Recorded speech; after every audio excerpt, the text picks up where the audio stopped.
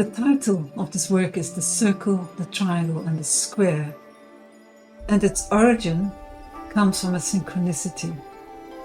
Now, Jung introduced us to synchronicities, and there are two sort of simultaneous occurring events which have two levels, and they're not united by linear understanding or a causal effect.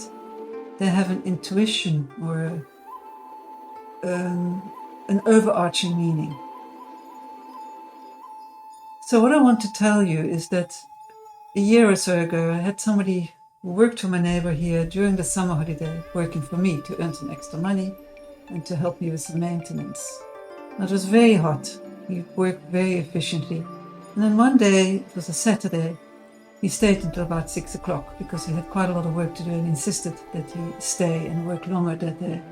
So he left about 6 o'clock, and as he came to the kitchen to leave the house, he handed me a packet with 3 samosas, and he told me, "Can you put this in your fridge?" And I answered, "Why don't you eat it in the taxi on your way home to the township?" No, he said, "Just put it in your fridge." I said, "Why don't you share it with your family? You know, when you come home tonight." He just laughed sheepishly.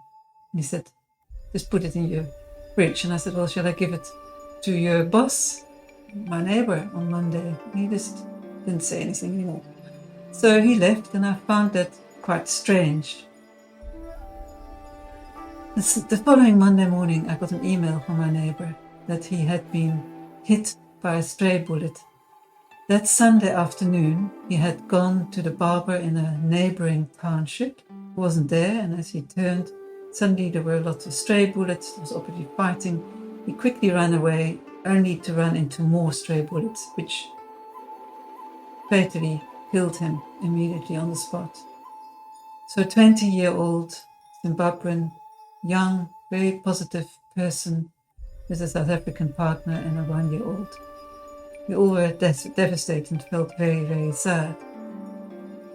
Now, I had to finish the 2 jobs he left unfinished, and as I was doing it, I had this I went back to the 3 samosas in my fridge, which I knew were not for me because I'm a vegetarian and they probably were meat samosas.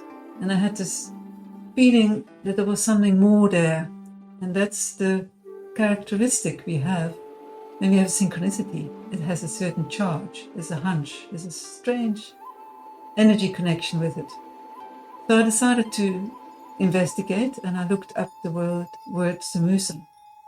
And samosas come from the Middle East, circa the 11th century, in the middle of the 11th century in the Middle East. And they translate as little triangles. So I decided to go and take one of my geometry books. I have several geometry books. I have practical geometry, and to see if I could find something there. And as I opened it on a page of the triangles, and next to it there was a Japanese haiku, which was now not in words but a visual one. And it turns out that that haiku, that particular picture, is going to be the key of this message that I eventually found. I just want to say about synchronicity that they happen on different levels. You have a personal interaction. It's on the personal, or you can say more the mundane level. And then we have a higher level where our higher self knows everything. It's an all-knowing part of us. So it knows what tools we have to find those synchronicities, to go into the so-called storyline of it. And so my higher self knew that I have geometry books, and if I look up triangles, I will go and look there. So I just want to sort of make that clear, otherwise it might seem very strange. So now, to understand the story that I'm going to unfold to you, we need to look at the basic qualitative meaning of the numbers. Pythagoras, Plato, and people like that have always looked at numbers not only from an enumerative point of view, just the number 1, 2, the 1 apple, 2 apple, but they have looked at the quality of the numbers. So in this book, on that particular page, develop the triangle, then we start with 1. And of course, 1 is also oneness. It's the unity of all there is, the unified field. It can be God. And formally in geometry, it's either shown as a point, in the East it's a bindu, or it can be a perfect circle. Now when we go to 2, the 2 points, then that unity is divided into polarity. It's now divided, so it becomes 2. There's a polarity there. And we have 2 points, and formally in geometry, the 2 points can define a line when they're connected. Now we get 3 points. We usually connect it, in particular in our Western world, with the Trinity. So when we connect the 3 points, we suddenly have a state that is measurable. We call it the surface. Now, interestingly enough, in this book, they say that in the East, the triangle was looked at and as also the same seen as the mother. Because the mother is through which the birth canal, the unity divided into 2, becomes the service. So it's the creation principle. And then from there we move to the 4, which is now procreation principle. We deal with multiplicity. 2 times 2 is 4, which becomes then, as the birth happens, it becomes our 3-dimensional reality, or you could also call it nature. So that's sort of the background of this haiku that is on that page.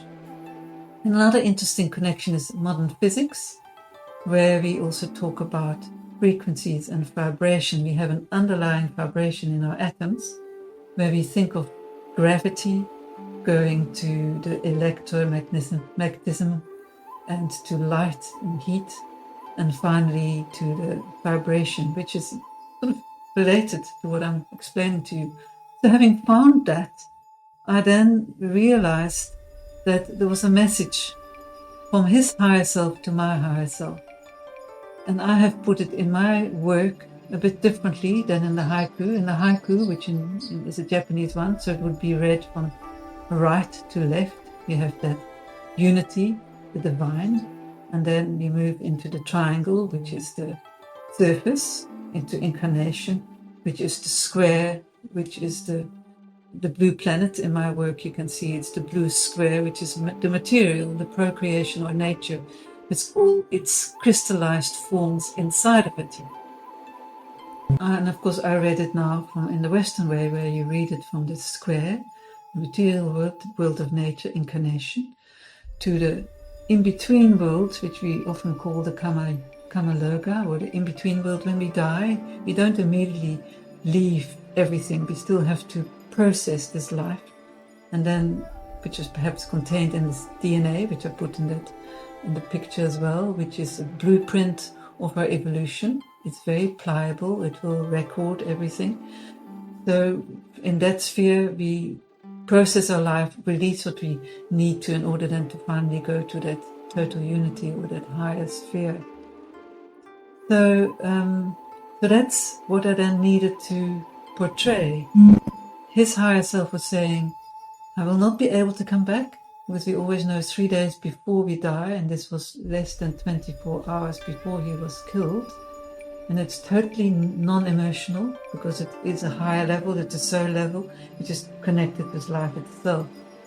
So his higher self was giving me this message, and I felt in a way, it was now quite a few weeks afterwards, that I wanted to somehow record it.